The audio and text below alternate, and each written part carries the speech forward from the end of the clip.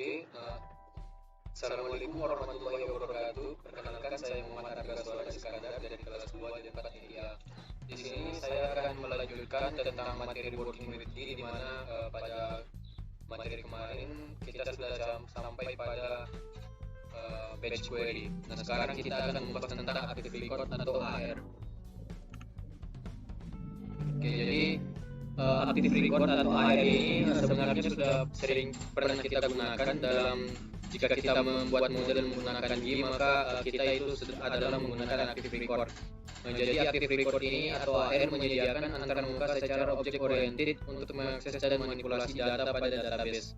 Jadi AR ini akan berbentuk seperti object oriented agar kita mengakses dan manipulasi data pada database nanti.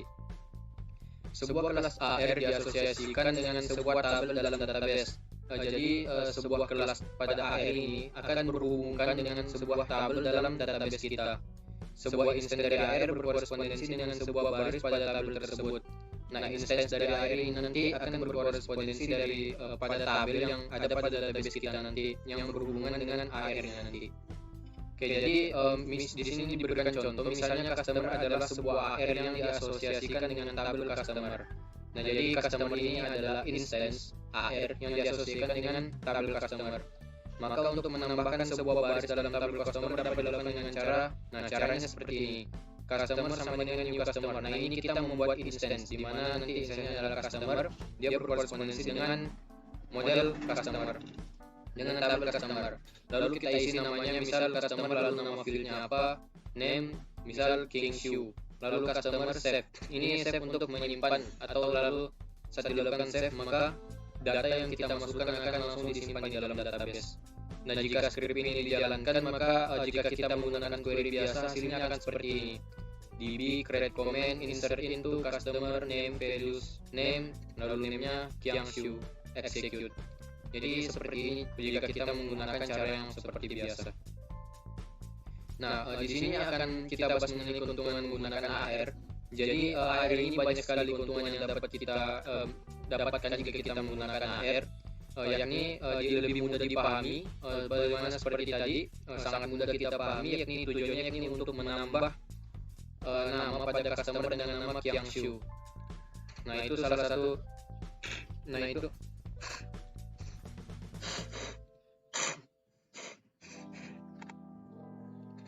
itu salah satu keuntungannya. Lalu tidak rawan terjadi kesalahan penulisan. Nah, jadi kita dapat meminimalisir kesalahan penulisannya.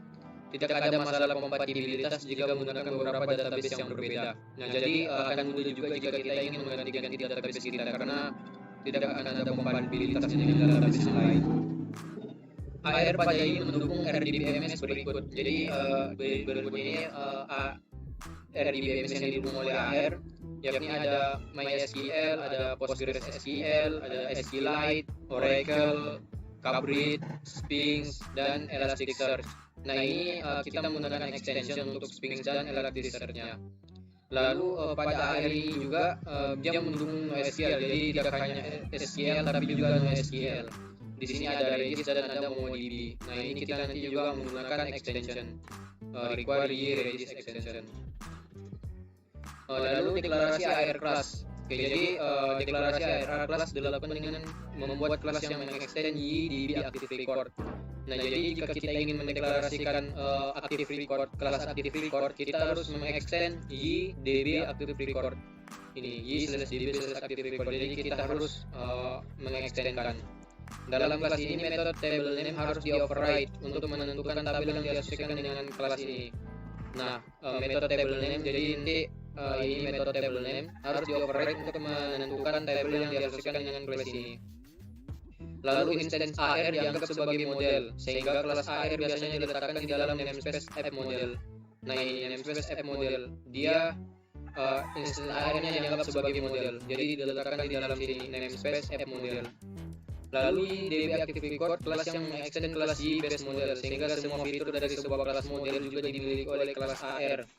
Nah, jadi kelas AR ini mengextend model Y model, jadi semua yang dimiliki oleh Y model itu diturunkan kepada AR seperti atribut, validation rule, dan lain-lain.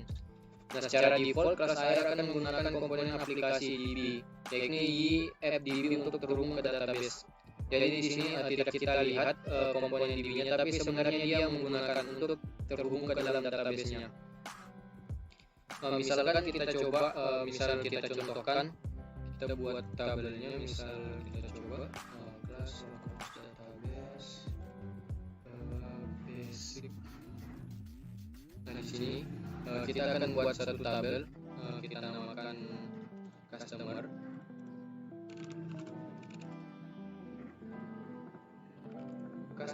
Lalu di sini ada ID,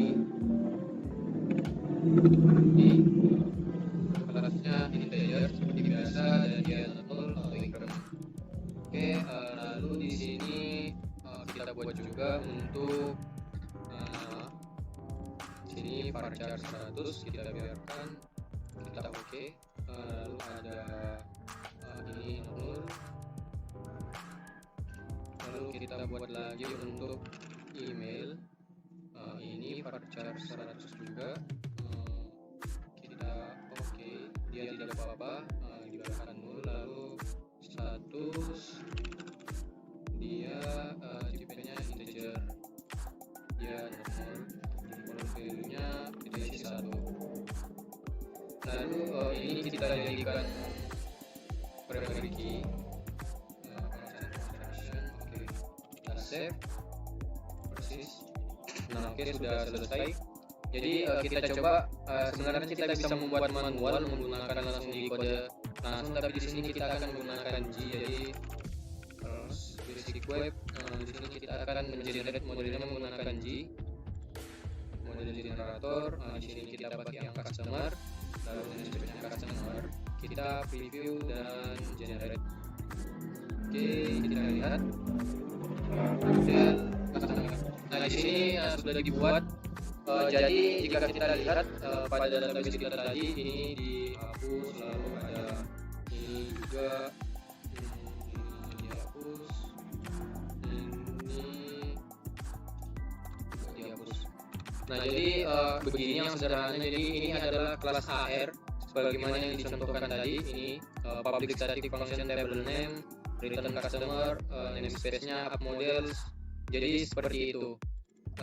Selain itu dia ini extend YDB active record. Dia sudah extend YDB active record-nya untuk kelas customer-nya ini. Jadi dia sama, ini sudah bisa diakses sebenarnya di database. Jadi kita tidak memerlukan yang tadi, yang panjang-panjang ini kita tidak perlukan. Kita hanya memerlukan seperti ini. Nah, ini adalah sebuah AR, active record. Jadi sudah bisa kita gunakan pada database kita, sama dengan yang ini. Jadi bisa kita tambah juga untuk status aktif dan inaktifnya. Kita tambahkan di sini misal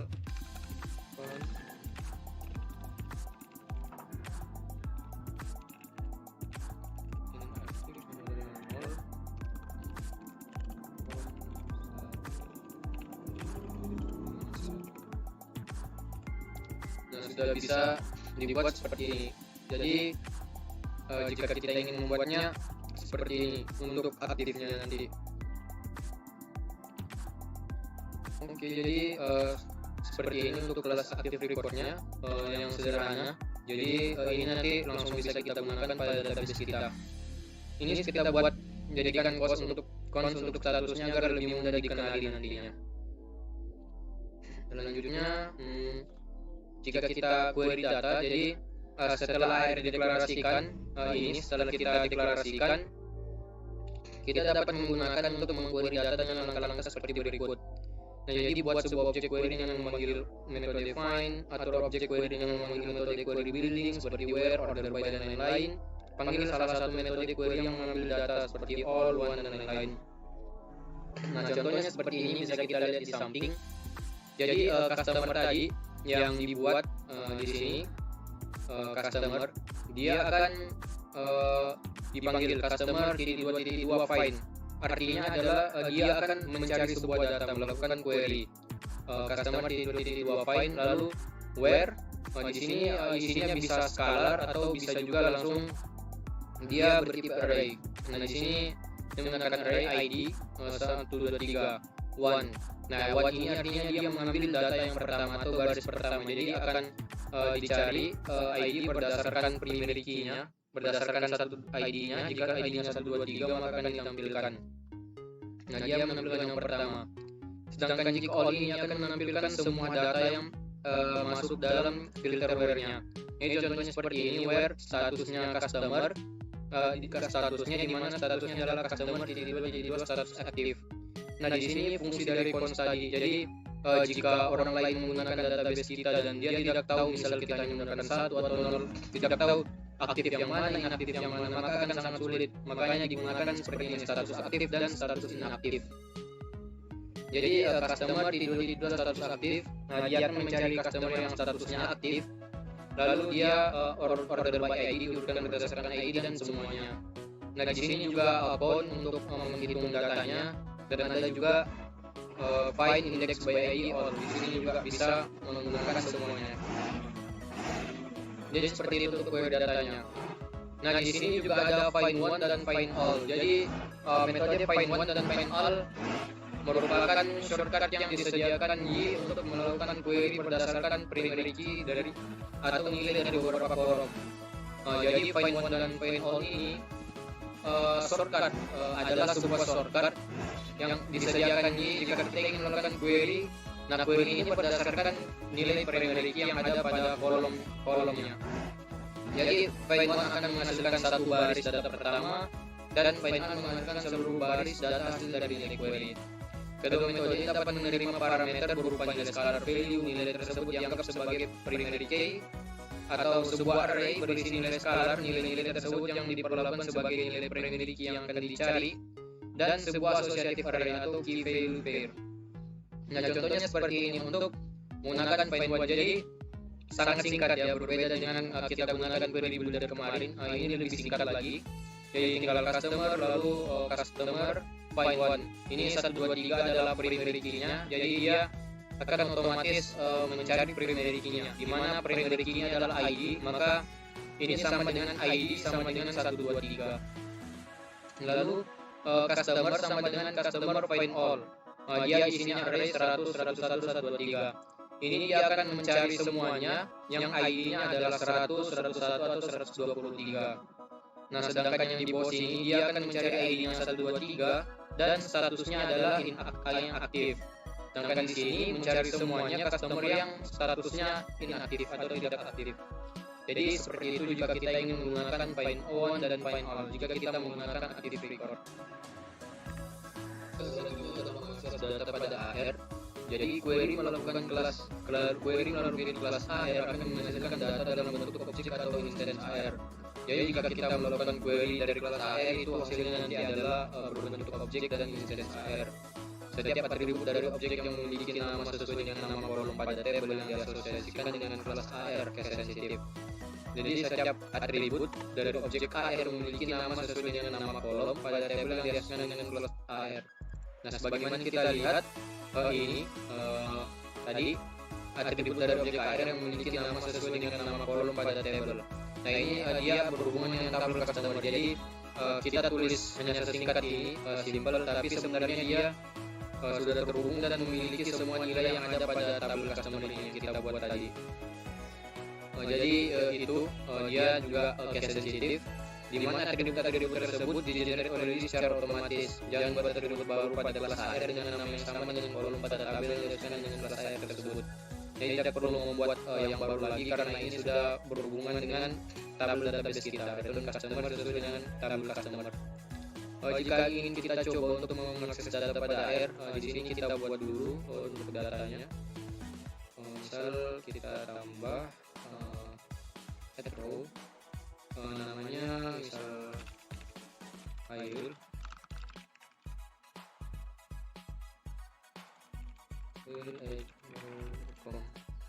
Oke, sudah. Lalu di sini kita buat yang kedua. Ini kita save. Kita buat yang kedua.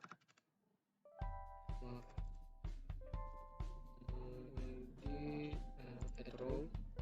Ini namanya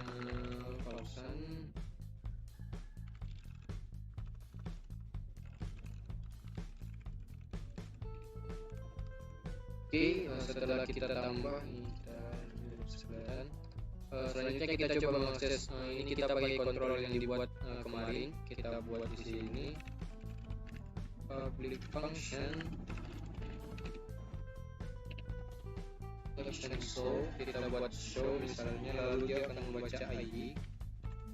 Di sini kita buat customer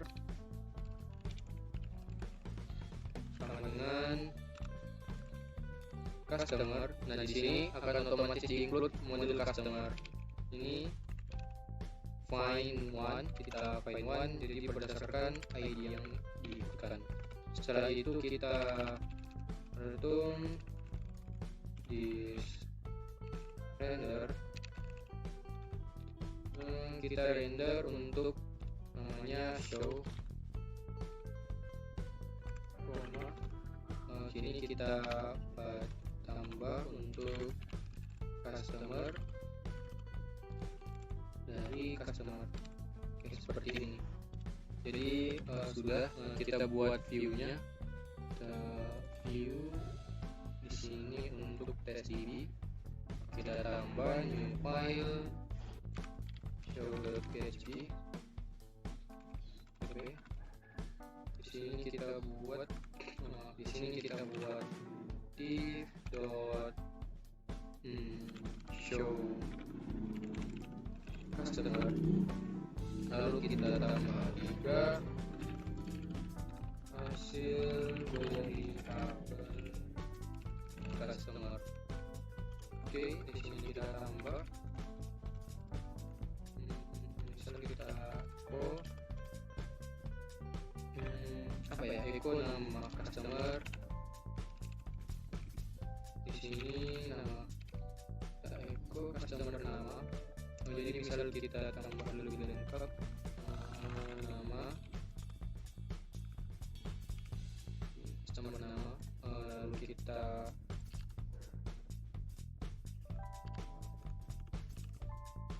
tambah email customer.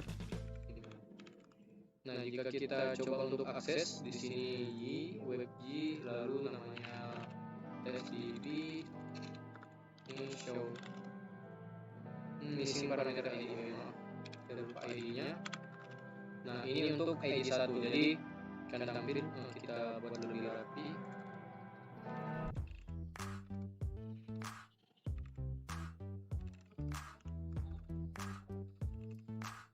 Save. Jadi akan seperti ini, namanya Hairil, emailnya hairil@gmail.com. Jadi misal kita ganti ID-nya 2, namanya Fausan, emailnya fausan@gmail.com. Jadi seperti itu jika kita ingin mengakses data pada Active Record. Jadi sangat mudah, tinggal kita buat tadi untuk controllernya seperti ini. File one ID dia akan mencari berdasarkan primary key-nya, dimana primary key-nya kita menggunakan ID. Oke, selanjutnya adalah transformasi data. Jadi seringkali jika kita ingin menampilkan data, kita ingin mengubah format data yang ditampilkan pada tampilan website kita. Yang sering kita tampilkan itu biasanya pada tanggal lahir, jadi atau tanggal, begitu tanggal. Jadi pada format dalam database kita kan kita biasa menggunakan timestamp. Nah, jika kita ingin tampilkan pada website kita, jika hanya menggunakan format timestamp itu, maka akan sulit dipahami oleh orang awam pada umumnya. Maka kita ingin mengganti formatnya, misal y/m/d atau tahun, bulan, dan tanggal, atau tanggal, bulan, dan tahun seperti itu. Jadi nanti bisa kita ganti. Kita dapat melakukannya dengan menambahkan metode yang berfungsi untuk transformasi data tersebut.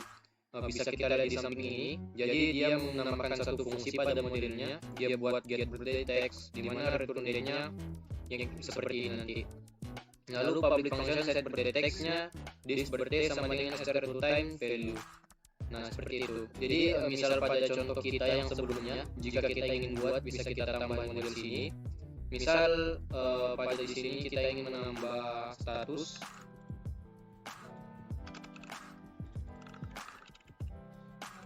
Di sini kita tambah status.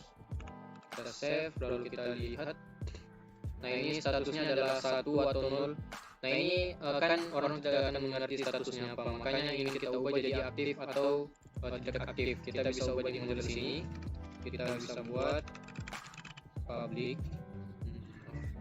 kita buat public function,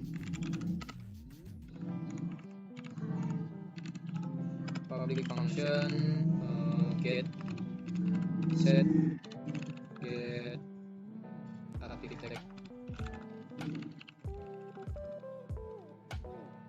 function active text. Nah, lalu kita lakukan if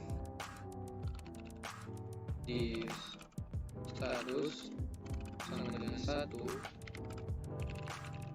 return 1, return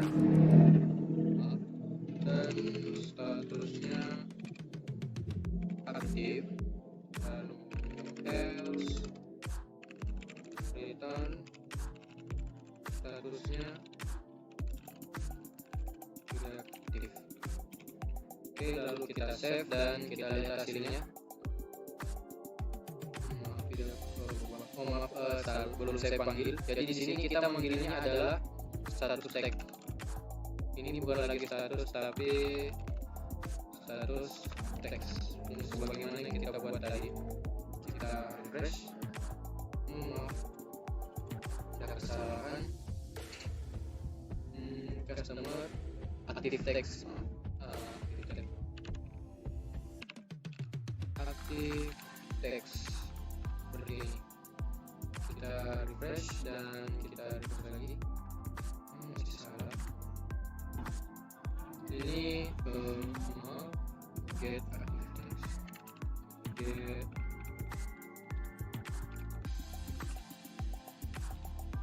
status text seperti ini. Lalu di sini kita tambahkan status text. Oke, kita save dan kita lihat hasilnya. Nah, di sini sudah berhasil. Jadi statusnya sekarang adalah aktif. Statusnya aktif. Seperti itu jika kita ingin transformasi data pada active record. Lalu mengambil data dalam bentuk array. Jadi mengambil data dalam bentuk objek AR sangat convenient, namun membutuhkan alokasi memori yang cukup besar. Jadi jika kita mengambil data dalam bentuk objek AR, itu memori yang kita butuhkan cukup besar. Jadi untuk menghematnya, penggunaan memori kita dapat mengambil data dalam bentuk array. Nah, kita bisa menghemat dengan mengambilnya dalam bentuk array dengan cara memanggil metode asArray sebelum menjalankan metode query. Nah, kekurangan dari metode ini adalah kita akan kehilangan fitur-fitur yang melekat pada objek AR. Misalnya tipe data dari atribut pada objek AR otomatis disesuaikan dengan tipe data pada kolom di tabel. Sedangkan pada array semua data bertipe string. Nah, maksudnya adalah karena jika kita menggunakan AR, atribut pada objek AR itu otomatis mengikuti tipe data yang pada database kita, pada tabel yang kita buat. Ada string, integer, timestamp. Nah, seperti itu. Tapi jika kita menggunakan array, tipe datanya semuanya akan berubah menjadi string. Nah, cara menggunakannya seperti ini. Find, lalu kita tambah asArray, kita akan jadikan array dan all semuanya. Jadi simpan dalam semuanya. Jadi seperti itu. Nah, jika kita menggunakan array tadi, kita sudah bisa menggunakan ini, customer nama, email, status text. Seperti modelnya seperti ini. Tapi kita harus menggunakan bagaimana cara kita mengakses sebuah array nantinya. Lalu mengambil data dalam batch. Jadi kita juga bisa mengambil data per kelompok atau per batch untuk menghemat penggunaan memori. Caranya yaitu seperti ini. For each customer find batch 10 as customer. Ini artinya kita bagi per 10 data. Find batch 10 atau each. Jadi ini satu persatu datanya. Jadi ditampilkan satu persatu berganti-gantian. Dan ada juga jika kita menggunakan ini with orders. Jadi nanti ini untuk eager loading. Nanti akan dibahas pada materi selanjutnya. Ya, selanjutnya adalah dengan AR kita dapat menyimpan data dengan mudah ke dalam database. Jadi kita dengan mudah menyimpan data dengan AR. Yang pertama kita butuhkan yakni kita siapkan instance AR-nya, lalu berikan nilai pada AR, panggil metode save untuk menyimpan datanya. Bisa kita lihat di samping untuk menyimpan data seperti ini. Jadi metode save ini bukan hanya untuk insert data atau menyimpan data, tapi juga bisa untuk mengupdate data.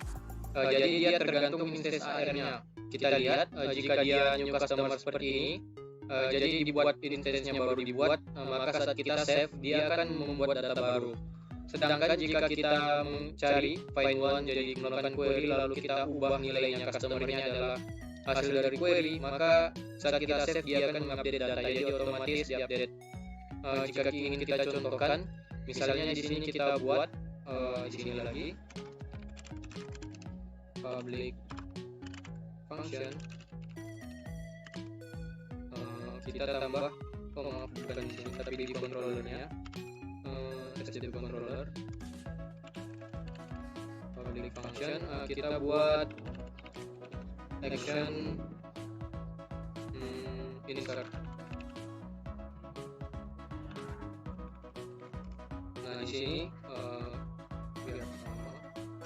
lalu jika kita ingin menambahkan data misalnya, bisa kita tambah misal customer sama dengan new customer. Oke, jika sudah, lalu di sini kita isi misal customer apa saja. Di sini ada nama sama dengan harga, lalu tambah lagi customer email sama dengan email. Jadi seperti ini, lalu kita save customer save. Nah jadi nanti saat kita save maka akan tersimpan. Bisa kita lihat database kita sebelumnya hanya ini datanya ada 2. Nah saat kita jalankan misal kita ambil insert, maaf, di sini kita pakai parameter saja. Di sini nama, jadi nanti namanya ini ngambil dari parameter nama. Oke, misal kita tambahkan di sini adalah insert, lalu nama sama dengan harga. Nah di sini tidak terjadi apa-apa karena memang pada controller kita hanya memasukkan data, kita tidak ada parameter halaman, jadi akan tampil halaman blank seperti ini. Tapi jika kita lihat database kita, nah ini akan masuk namanya harga dengan email yang kita masukkan tadi. Jadi seperti itu untuk menambah data, menyimpan data pada Active Record. Selanjutnya adalah validasi data. Karena kelas ini adalah Active Record mengextend kelas model, maka AR juga memiliki fitur validasi yang sama.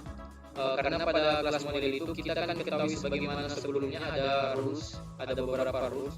Nah karena AR ini mengextend kelas model, maka dia juga memiliki fitur yang sama, fitur validasi yang sama dengan kelas model itu. Nah, kita dapat mendeklarasikan aturan validasi pada kelas AR dengan mengoperate fungsi rules-nya. Jadi kita bisa mengoperate fungsi rules untuk mendeklarasikan aturan validasi yang kita inginkan. Ketika kita memilih metode save, secara otomatis, secara default dia akan menjalankan metode validate terlebih dahulu.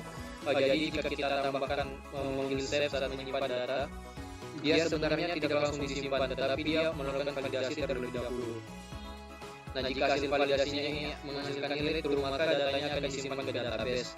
Tetapi jika nilainya adalah false atau dia tidak lolos dalam validasi, salah satu saja data tidak lolos dalam validasi, maka tidak akan disimpan di database kita. Nah, contohnya seperti ini, dia melakukan membuat rules, lalu ada name, dia required, artinya not null, name-nya adalah tipenya string, emailnya juga string, dan marknya 150. Lalu dia lakukan seperti ini. Kita bisa coba, misal di sini customer verification kita tambah rulesnya public function rules, ini kita tambah lalu return. Nah di sini kita buat email, dia adalah email. Ada yang salah, email ini email adalah email. Oke, jadi bisa kita lihat sebenarnya email kita ini tidak memenuhi syarat email, jadi email itu harus ada seperti ini contohnya, example.com. Tetapi di sini kita hanya tulis test@email. Nah saat kita coba untuk memasukkan data, misal kita tambah Anto.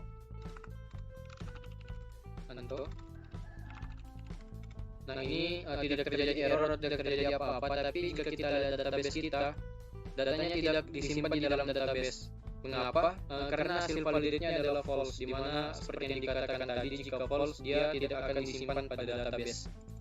Nah, selanjutnya di sini jika kita tetap ingin menyimpan datanya tanpa menjalankan validasi, kita bisa menambahkan false. Jadi meskipun tidak lolos validasi, datanya akan tetap disimpan.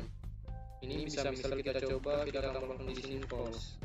Nah, saat kita simpan lagi untuk ini, kita sampai kita, maka akan masuk dia tersimpan. Jadi meskipun tidak lolos validasi karena tidak dilakukan validasi karena kita menambahkan false, maka dia akan disimpan di dalam database. Kita lanjut. Selanjutnya adalah dirty attributes. Jadi dirty attributes ini adalah contohnya ketika kita memilih metode save untuk menyimpan atau mengupdate data melalui AR, ia hanya akan menyimpan dirty attributes saja. Jadi contohnya misal pada database kita itu ada 20 kolom misalnya. Nah, kita hanya mengupdate misal 2 saja atau 1 saja kolom, maka kolom yang terdapat perubahan atau kita update tadi itu hanya itu yang akan diubah oleh jadi tab kolom lain tidak akan berubah. Nah, kolom yang berubah tadi disebut dengan dirty attribute. Sebuah atribut dianggap dirty jika nilai atribut tersebut telah diubah setelah atribut tersebut dibaca dari database. Nah, jadi dirty attribute ini adalah nilai dari suatu kolom yang berubah, kolom yang nilainya berubah. Nah, metode validate akan tetap dilakukan pada semua atribut tanpa melihat apakah tersebut dirty atau tidak. Kita dapat mengetahui atribut mana saja yang dirty dengan memilih metode get dirty attributes. Jadi jika kita ingin melihat mana saja dirty attribut atau atribut yang berubah, kita bisa memilih get dirty attributes. Selanjutnya adalah default attribute values. Jadi beberapa kolom pada tabel memiliki nilai default. Seperti kita tadi, kita membuat nilai default untuk kolom status itu kita jadikan nilainya 1, yaitu nilai defaultnya. Nah, jika kita ingin mendapatkan nilai default dari database tadi, kita bisa memanggil metode load default values seperti ini. Jadi cost customer, nama new customer, lalu customernya adalah load default values. Nah, ini selanjutnya adalah mengupdate beberapa baris sekaligus. Oke, jadi sebelumnya jika kita menggunakan save, dia hanya mengupdate satu baris data setiap panggilan. Jadi data yang kita query itu yang diupdate. Tetapi jika pada kasus kita ingin mengupdate semua data yang berstatusnya sama, maka kita bisa menggunakan update all. Contohnya seperti ini. Customer update all, lalu status di mana status customernya adalah aktif. Kita ingin mengupdate statusnya menjadi aktif, status aktif yang like email example.com, where email like example.com. Jadi contohnya seperti ini. Jika kita ingin mengupdate langsung sekaligus, jadi semua data yang memiliki email @example.com pada terakhirnya akan diupdate statusnya menjadi aktif. Selanjutnya adalah menghapus data. Jadi kita untuk menghapus data pada satu baris saja, kita bisa mengambil data yang akan dihapus dari database lalu memanggil metode delete. Tetapi jika seperti tadi kita ingin menghapus banyak data dengan status yang sama atau kondisi yang sama, kita bisa menggunakan delete all seperti ini. Jadi delete all status customer apa, statusnya apa. Oke, selanjutnya yakni untuk bekerja dengan transaksi. Jadi transaksi ini dapat kita artikan sebagai satu atau lebih perintah SQL yang harus selesai semuanya atau tidak sama sekali. Jadi jika dalam sebuah SQL kita terdapat sebuah metode yang kita masukkan, misalnya insert data atau update data atau lainnya, itu misal harus ada kondisi di mana semuanya itu harus selesai, atau jika tidak selesai maka lebih baik tidak diselesaikan karena akan merusak tabel-tabel lainnya. Maka ini akan kita akan lakukan nanti namanya transaksi, di mana transaksinya nanti jika semua perintahnya berhasil dikerjakan, maka akan dilakukan commit atau penyimpanan data. Tetapi jika transaksinya gagal, salah satu perintah gagal, maka akan dilakukan rollback atau pengembalian. Jadi tidak ada data yang akan berubah. Saat kita lihat di samping untuk membuat transaksi, jadi kita panggil customer getDB lalu bikin transaction untuk memulai transaksinya. Nah, di sini kita menggunakan metode try catch, di mana kita mencoba untuk menyimpan datanya, dan jika dia berhasil akan kita commit. Tetapi jika dia gagal, di sini case-nya kita mengambil exception error, transaction-nya kita rollback jika dia gagal, lalu kita kembalikan errornya itu apa. Selain cara di atas juga ada cara alternatifnya, jadi lebih singkat tetapi lebih sulit dipahami. Kita panggil lalu transaction function db use customer. customer ID sama dengan 200 lalu kita save. Jadi lebih sulit untuk dipahami tapi dia lebih singkat penulisannya. Selanjutnya yakni bekerja dengan relasional data. Jadi selain kita dapat bekerja dengan data tunggal, kita juga dapat membawa serta tabel yang berrelasi dengan tabel utama. Jadi meskipun tidak perlu kita tuliskan database relasinya, misal foreign key-nya atau anunya, kita bisa mendeklarasikan relasinya sendiri nanti dalam active record-nya. Sebagai contoh, kita ada data customer berrelasi dengan tabel order, di mana seorang customer dapat memiliki satu atau lebih order. Nah, dengan deklarasi relasi yang benar, kita dapat mengakses daftar order dari seorang customer melalui ekspresi customer orders. Ekspresi ini akan berisi array dari objek AR order. Nah, jadi seperti ini nanti. Untuk membuat relasinya akan dibuat seperti ini. Kita bekerja dengan relasi menggunakan AR, kita mendeklarasikan relasi dalam AR terlebih dahulu. Kita buat relasinya. Lalu langkah pendeklarasiannya yakni mendeklarasikan metode relation untuk setiap tabel yang berrelasi dengan tabel dari AR. Lalu setiap metode untuk relasi harus diberi nama dengan format getXYZ, di mana XYZ sebagai nama relasinya. Jadi seperti ini, get orders, di mana orders ini nama relasinya, get customer ini nama relasinya. Nah, di sini ada dua fungsi dalam relasi, ada hasMany dan has1. hasMany ini digunakan jika kita ingin merelasikan one to many, jadi satu data memiliki banyak data lainnya, dan one to one, di mana sama-sama satu. Pada contoh yang pertama ini get orders, jadi banyak orders, tabel customer akan berrelasi dengan tabel orders, di mana satu tabel customer bisa memiliki banyak data pada tabel orders. Seperti ini, di mana relasinya nanti menggunakan tabel customer, field customer or customer ID pada orders, dan menggunakan field ID pada customer. Melainkan pada customer dia has1, jadi one to one dengan tabel customer. Jadi pada tabel order dia one to one dengan tabel customer. Dia menggunakan ID pada customer dan customer ID pada tabel order. Jika kita contohkan, misal di sini kita buat lagi satu untuk database-nya. Ini namanya order. Ini kita tambah ID-nya, tipenya integer, null atau increment. Kita tambah lagi customer ID. Ini juga tipenya integer, null juga. Lalu kita tambah date-nya.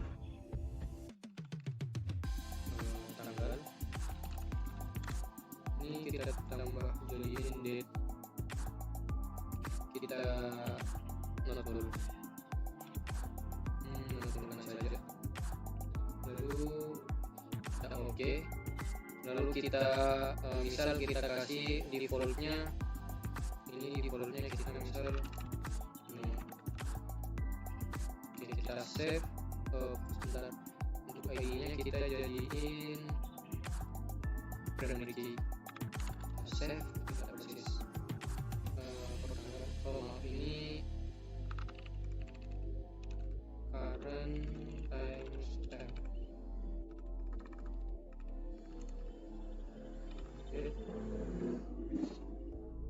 Defaultnya kita pergunakan saja, kita persis. Lalu kita tambah beberapa data. Edit, add row, misal customer ID-nya 1, tanggalnya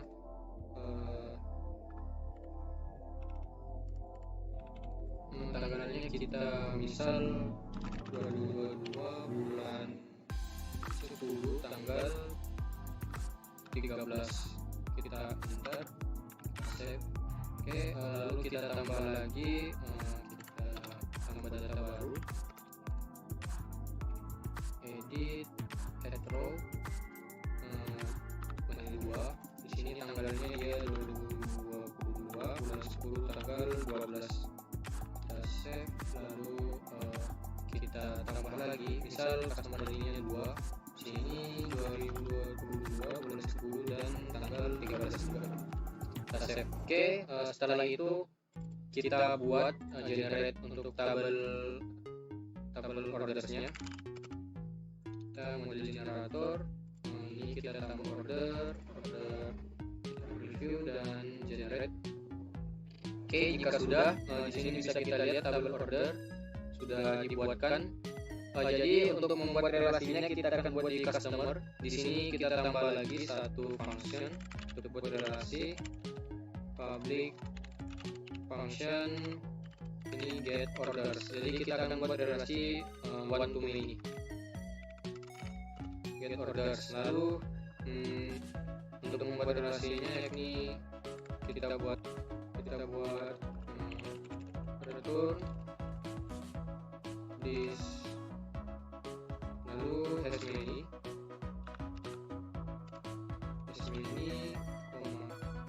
seperti ini has many. Lalu di sini kita panggil tabel order, maka otomatis nanti ordernya akan diinkludkan menggunakan tabel order.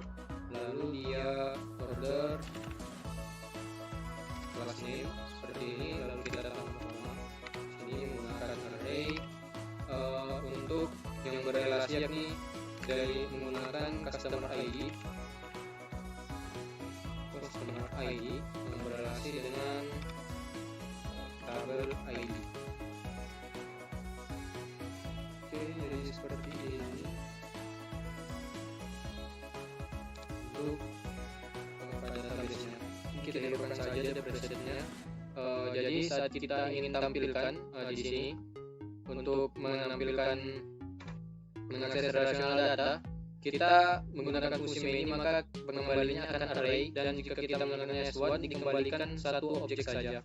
Contohnya seperti ini. Jadi misal kita ingin tampilkan di sini show, misal kita tambah echo, kita buat lagi misal A3 order dari customer ini, tampilkan di sini PHP echo. Di sini adalah customer ID,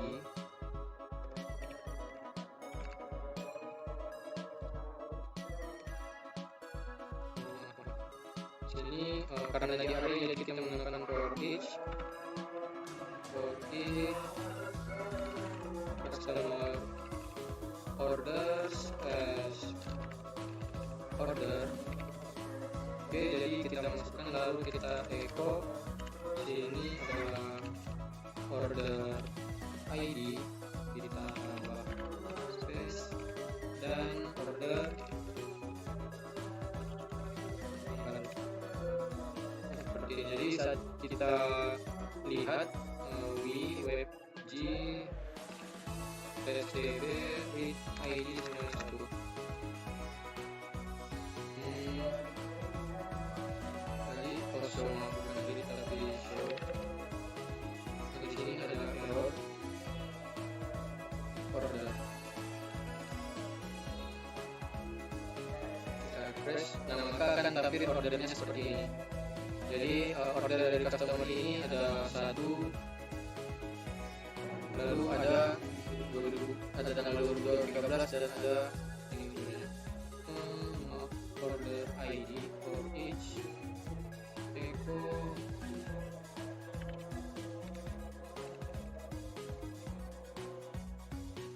variable. Mungkin kita refresh, nah maka akan seperti ini. Jadi yang pertama ada 2, selanjutnya untuk customer yang kedua dia cuma punya satu data, untuk ID-nya 3. Jadi seperti itu jika kita ingin mengakses relational data. Selanjutnya adalah relasi melalui junction table. Jadi di dalam conceptual data model kita kadang mendefinisikan many to many. Jadi kita bisa saja mendefinisikan sebuah relasi sebagai many to many. Many to many artinya satu table bisa mempunyai banyak data pada table lainnya. Begitu pula pada table lainnya itu bisa dimiliki banyak data oleh beberapa table. Jadi itu many to many. Nah, misal relasi antara table order dan table item, di mana setiap order dapat berisi beberapa item dan setiap item dapat berada dalam beberapa order. Nah, itu namanya many to many. Jadi banyak-banyak. Pada kondisi ini dibutuhkan sebuah tabel relasi yang biasa disebut sebagai junction table. Nah, jika kita membuat sebuah many to many relation, jadi akan dibuat sebuah tabel di antara kedua tabelnya, misal tabel item, tabel order. Maka di antara tabel ini ada sebuah tabel yang harus dilalui. Nah, namanya nanti dinamakan junction table. Nah, table junction table ini tidak perlu kita buat pada database, melainkan akan dibuat secara otomatis oleh AI nanti jika kita menggunakan many-to-many relation. Kita dapat mendeklarasikan relasi melalui junction table dengan memanggil metode via atau via table. Oke, contohnya seperti ini. Jadi dari tabel order, model order, dia ingin berrelasi dengan item many-to-many. Dia list has many item, mengambil dari tabel item, lalu relasinya melalui ID dari tabel item dan item ID dari tabel order. Lalu dia mengakses dari junction table. Dia via table, lalu order item. Order item ini nama junction table-nya. Lalu dia order ID pada order item dan ID pada order, seperti itu. Jadi ada cara lainnya juga, alternatifnya seperti ini. Jadi dari get order item dia buat dulu untuk junction table-nya order item, lalu seperti ini as many order item plus name, lalu order ID dari order item dan ID dari order. Lalu setelah dibuat order itemnya atau junction table-nya akan dibuat itemnya, mengambil itemnya, dia item plus name lalu menggunakan via. Jadi bukan via table lagi tapi langsung via order items dari tabel yang junction table yang telah dibuat fungsi sebelumnya. Jadi jika ingin mempraktikkan ini kita harus memerlukan tabel order dan tabel item terlebih dahulu. Untuk junction table akan dibuat secara otomatis. Nah, untuk penggunaannya, jika kita sudah mendeklarasikan junction table, sama seperti cara mengakses relasi seperti umumnya. Seperti ini order lalu itemsnya. Jadi kita tidak perlu mengakses dari junction table, lalu langsung saja melalui relasinya apa. Oke, selanjutnya adalah lazy loading dan eager loading. Jadi pada tabel relasi dapat diakses seperti mengakses sebuah properti normal. Nah, pengaksesan seperti ini disebut sebagai lazy loading. Jadi pengaksesan data yang sebelumnya kita lakukan seperti ini find one atau find all itu lazy loading. Karena artinya dia tidak akan membaca relasi yang terinclude pada tabel tersebut. Jadi dia hanya membaca data yang dibutuhkan saja. Misal pada tabel ini customer tadi, jika kita menggunakan find one, dia hanya menampilkan properti tabelnya sendiri. Untuk relasinya yakni orders, dia tidak akan diinkludkan. Nah, dia hanya akan diinkludkan ketika dia dipanggil di sini. Misal dipanggil orders sama dengan customer orders. Nah, maka dia baru dipanggil untuk relasinya. Jadi tidak memakan banyak tempat. Ini contohnya. Yang pertama akan menjalankan SQL pada tabel customer saja. Lalu yang kedua menjalankan SQL pada tabel order di mana kolom customer ID 1, 2, 3. Lalu baris ketiga tidak akan menjalankan SQL apapun karena sudah pernah dilakukan. Jadi baris ketiga ini tidak menjalankan SQL apapun. Nah, penulisan kode di samping dikatakan sebagai lazy loading. Tetapi ada saatnya kasus penggunaan lazy loading ini memiliki performa yang buruk. Nah, contohnya seperti ini. Jika terdapat jumlah customer 100 orang, maka kode program yang di samping ini akan menjalankan SQL sebanyak 101 kali jika efisien. Nah, contohnya seperti ini. Misal ada customer lalu kita ingin melimit hasil query-nya. Kita limit 100. Lalu all. Nah, pada saat di limit ini kan dia belum memanggil untuk customer orders-nya. Dia hanya melakukan query untuk melimit data customer-nya saja. Tetapi saat kita for each dan kita mengakses customer orders-nya, maka akan dilakukan lagi query lagi untuk memanggil customer orders ini dari tabel orders ini. Maka akan tidak efisien sekali memanggil 101 SQL. Karena mengakses data order untuk masing-masing customer dalam for each, sebuah statement SQL akan dijalankan. Makanya akan sangat banyak mengambil ruang atau lebih lama diakses oleh usernya nanti. Nah, kita dapat menyelesaikan masalah performa ini dengan menggunakan eager loading. Jadi penggunaan eager loading ini kita includekan saat kita melakukan query pertama. Contohnya seperti ini. Kita menggunakan with, lalu nama tabelnya apa. Customer find with, nama tabelnya apa, lalu kita limit 100 all. Maka akan jalankan seperti ini. Jadi menjalankan dulu select bintang from customer-nya. Setelah itu lalu select bintang from orders-nya where customer ID in hasil dari query-nya nanti. Jadi seperti itu untuk jika kita ingin menggunakan eager loading dan lazy loading. Jadi lazy logging ini bagus, tetapi ada kalanya dia memiliki performa yang buruk jika kita ingin menggunakan data sebagai yang dicontohkan pada contoh ini. Selanjutnya adalah migration. Jadi Y2 ini memiliki fitur yang sangat lengkap terkait dengan database migration. Jadi untuk database migration pada Y2 ini sudah cukup lengkap. Dengan database migration kita dapat membuat tabel, menambahkan foreign key, membuat index, membuat junction table dan lain-lain. Jadi tidak perlu kita buat langsung dari database kita, tapi langsung pada Y-nya sendiri. Kita dapat menggunakan perintah Y migrate create untuk membuat file migrasi dasar. Kita dapat melengkapinya kemudian. Gunakan perintah Y migrate untuk proses migrasi. Untuk fitur migrasi yang lebih lengkap dapat ditemukan pada dokumentasi untuk lebih lengkapnya.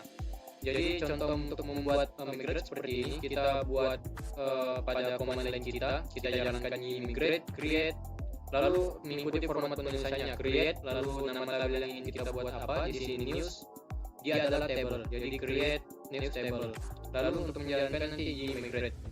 Jadi jika kita ingin mencobanya bisa kita akses, misal di sini kita akses melalui command line, kita copy. Di sini kita buat Y migrate create news table seperti ini. Jika kita yes, maka migration akan sukses dibuat. Jika kita lihat di sini pada folder migration di sini, maka akan ada migration news table-nya. Jadi sudah dibuat langsung primary key. Jika ingin kita tambah, misal ingin kita tambah title, kita tambahkan tipenya yakni string, kita tambahkan di string, lalu besarnya yakni 255 dan kita kasih dia not null. Oke, lalu kita tambahkan lagi, misal kita tambahkan konten. Di sini dia adalah this, tipenya adalah text seperti ini. Oke, jika sudah, untuk menjalankannya ini kita lihat database kita sebelumnya. Jadi di sini pada basic kita tidak punya tabel news. Nah, saat kita jalankan Y migrate, Y migrate. Nah, di sini total migration table applet. Kita yes, nah maka migrate up successfully. Saat kita refresh, di sini akan dibuat tabel or news. Nah, kita lihat isinya sama seperti yang kita buat, ada title parser 255, content text dan ID primary key. Jadi seperti itu. Nah, ini ada perbedaan jika kita buat seperti yang lain. Misal di create, di sini kita create, kita drop news table. Nah, saat kita yes, oke, maka dibuat migrasi lainnya. Dan ini perbedaan seperti yang tadi. Di sini save up-nya yakni dia akan menghapus drop table news, dan save down-nya dia akan membuat table news. Sedangkan pada create, save up-nya dia akan membuat table news, save down-nya dia akan mendrop table news. Jadi seperti itu untuk migrasi pada jika kita menggunakan Y. Jadi banyak fitur-fitur yang dapat kita gunakan untuk migrasi. Jika kita ingin menggunakannya secara full atau memahaminya lebih dalam, bisa kita buka pada dokumentasinya yang bisa kita akses pada yframework.com. Di sini yframework, di sini ada guide, ini ada model widget. Di sini migrasi, model widget migrasi. Jadi bisa kita lihat di sini ada banyak fitur-fitur yang sangat membantu kita nanti untuk lebih memahami migrasi seperti apa. Oke, jadi sekian dari saya untuk mengenai working with database dengan Y2. Kurang lebihnya mohon dimaafkan. Assalamualaikum warahmatullahi wabarakatuh.